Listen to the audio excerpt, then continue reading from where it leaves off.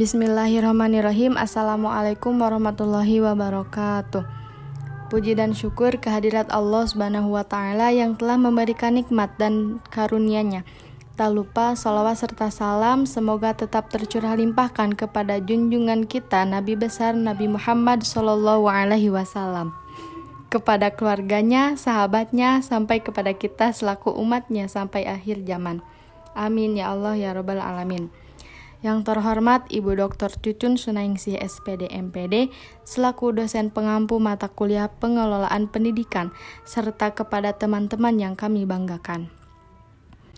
Sebelumnya izin memperkenalkan diri, nama saya Sylvia Nursoba Nasution dengan NIM 2205721 dan rekan saya Amalia Lestari dengan NIM 2201375 dan Gina Dwi Arista dengan NIM 2203037. Pada presentasi kali ini kami akan menyampaikan topik mengenai manajemen peningkatan mutu pendidikan. Secara etimologis, kata manajemen berasal dari kata manus dan agere, yang artinya proses pengorganisasian, pengaturan, pengelolaan SDM, sampai dengan pengendalian agar bisa mencapai suatu tujuan tertentu. Sementara peningkatan adalah cara untuk merubah sesuatu menjadi lebih baik daripada sebelumnya. Sedangkan mutu pendidikan merupakan dua istilah yang berasal dari mutu yang berarti gambaran maupun bentuk suatu sifat-sifat dari sebuah barang atau pelayanan yang bisa mewadahi harapan tertentu. Dan pendidikan yang berarti usaha sadar untuk pendewasaan yang terencana. Manajemen peningkatan mutu pendidikan merupakan usaha pengelolaan yang diupayakan secara berkelanjutan agar harapan untuk pendidikan yang berkualitas dan relevan dapat tercapai. Manajemen peningkatan mutu pendidikan di sekolah dasar ada 4 tahapan, yaitu terdiri dari perencanaan. Perencanaan ini dilakukan untuk meningkatkan mutu pendidikan suatu sekolah melalui pengembangan budaya lokal dengan menetapkan tujuan dan menganalisa potensi daerah, sehingga dapat menetapkan program yang akan diimplementasikan.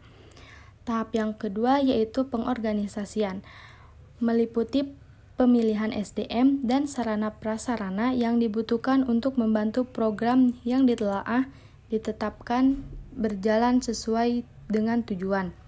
Tahap yang ketiga yaitu implementasi. Implementasi ini adalah bentuk implementasi dari penetapan tujuan dan program.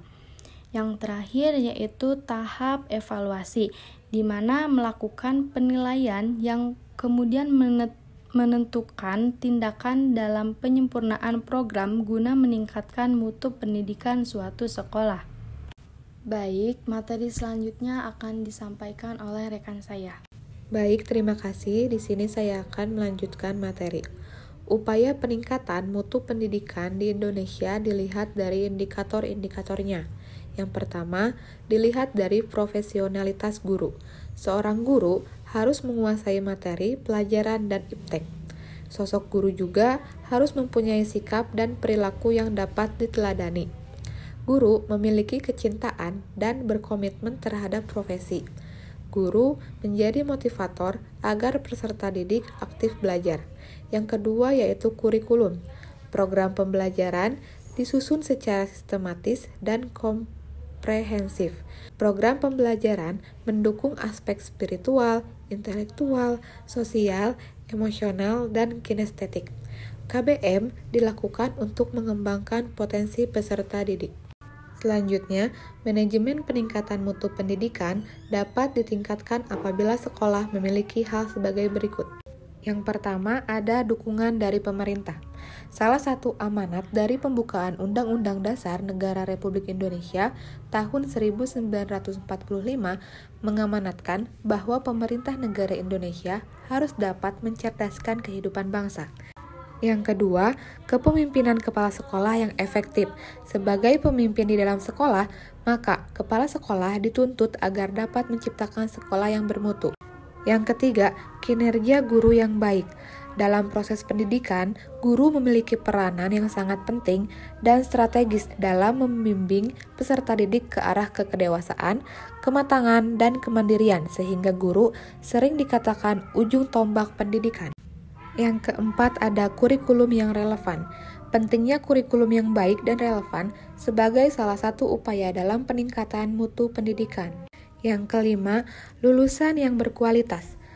Lulusan yang berkualitas atau bermutu merupakan tujuan utama dalam pendidikan, sesuai dengan Pasal 2 Undang-Undang Nomor 20 Tahun 2003 tentang Sistem Pendidikan Nasional. Dan yang terakhir, dukungan masyarakat dan orang tua siswa. Sekolah harus mampu menjaga hubungan baik dan harmonis dengan masyarakat dan orang tua guna membantu usaha-usaha sekolah dalam meningkatkan mutu pendidikan. Selanjutnya, prinsip-prinsip manajemen peningkatan mutu pendidikan. Terdapat 5 prinsip dalam manajemen peningkatan mutu pendidikan. Hal tersebut telah diatur dalam Peraturan Pemerintah Nomor 57 Tahun 2021, Pasal 27 tentang Standar Nasional Pendidikan disebutkan bahwa perencanaan, pelaksanaan, dan pengawasan kegiatan pendidikan anak usia dini dan jenjang pendidikan dasar dan menengah menerapkan manajemen berbasis sekolah yang ditunjukkan dengan kemandirian, kemitraan, partisipasi, keterbukaan, dan akuntabilitas. Selain itu, terdapat Peraturan Pemerintah Nomor 17 Tahun 2010 tentang pengelolaan dan penyelenggaraan pendidikan, yaitu peraturan ini menyatakan bahwa pemerintah bertanggung jawab untuk menjamin mutu pendidikan dengan mengikuti kebijakan pendidikan nasional dan standar nasional pendidikan. Adapun untuk konsep dasar peningkatan mutu pendidikan, dalam konteks pendidikan, pengertian mutu mencakup input, proses, dan output pendidikan, Depdiknas 2001. Ada elemen-elemen dasar dalam melakukan program peningkatan mutu pendidikan di Indonesia, yaitu 1. Insan pendidikan patut mendapatkan penghargaan. 2. Meningkatkan profesionalisme guru dan pendidik. 3. Mengurangi dan berantas korupsi di sekolah. 4. Berikan sarana dan prasarana yang layak di sekolah. Materi selanjutnya akan disampaikan oleh rekan saya. Baik, terima kasih kepada pemateri sebelumnya. Materi selanjutnya ialah permasalahan yang dihadapi dalam pelaksanaan manajemen peningkatan mutu pendidikan sebagaimana dikemukakan oleh Yusuf Hanafiah dan kawan-kawan adalah yang pertama, sikap mental para pengelola pendidikan, baik yang memimpin maupun yang dipimpin. Yang dipimpin bergerak karena perintah atasan, bukan karena rasa tanggung jawab. Yang memimpin sebaliknya tidak memberi kepercayaan, tidak memberi kebebasan, dan tidak memberikan inisiatif, serta mendelegasikan wewenang. Masalah yang kedua ialah tidak adanya tindak lanjut dari evaluasi program. Hampir semua program dimonitor dan dievaluasi dengan baik, namun tindak lanjutnya tidak dilaksanakan. Akibatnya, pelaksanaan pendidikan selanjutnya tidak ditandai oleh peningkatan mutu. Yang ketiga adalah gaya kepemimpinan yang tidak mendukung. Pada umumnya, pimpinan tidak menunjukkan pengakuan dan penghargaan terhadap keberhasilan dari kerja stafnya. Hal ini menyebabkan staf yang bekerja tanpa motivasi. Selanjutnya, masalah yang keempat adalah kurangnya rasa memiliki pada para pelaksana pendidikan, perencanaan strategis yang kurang dipahami para pelaksana, dan komunikasi dialogis yang kurang terbuka. Prinsip melakukan sesuatu secara benar dari awal belum membudaya, serta pelaksanaan pada umumnya akan membantu suatu kegiatan kalau sudah ada masalah yang timbul. Hal ini pun merupakan kendala yang cukup besar dalam peningkatan dan pengendalian mutu pendidikan di sekolah dasar. Selanjutnya, kendala manajemen peningkatan mutu pendidikan dari pendidik dan peserta didik. Dikemukakan oleh Bapak Deddy Kusnadi, kendala yang dialami oleh tenaga pendidik. Yang pertama, masih ada tenaga pendidik yang berpendidikan SMA. Yang kedua, kurang lengkapnya sarana dan prasarana yang digunakan tenaga pendidik. Selanjutnya, kendala yang dialami oleh peserta didik ialah terdapat orang tua yang beranggapan bahwa anak itu sudah cukup bisa baca dan berhitung saja, padahal kemampuan anak belum sampai kepada hal itu. Menurut pengamatan dan analisis berbeda yang dilakukan selama periode ini, setidaknya terdapat 3 faktor yang membuat kualitas pendidikan tidak meningkat. Di antaranya, 1. Kebijakan dan implementasi kebijakan nasional. Yang kedua, penyelenggaraan pendidikan nasional dilakukan secara terpusat atau birokratis. Yang ketiga, kurangnya keterlibatan warga sekolah. Selanjutnya ada implementasi manajemen peningkatan mutu pendidikan berbasis sekolah. Implementasi manajemen mutu pendidikan berbasis sekolah dapat dilakukan dengan memperhatikan hal-hal berikut. 1. Kepemimpinan pendidikan. Kepemimpinan pendidikan sebagai salah satu penentu keberhasilan dalam mewujudkan tujuan yang ingin dicapai. Yang kedua, peningkatan dalam segi kualitas, memenuhi segala kebutuhan atau keluhan yang didapatkan. Yang ketiga, komunikasi yang terjalin efektif dengan pihak manapun. Yang keempat, mendukung dan menghargai segala prestasi yang diraih. Yang kelima, peningkatan kualitas guru dan karyawan.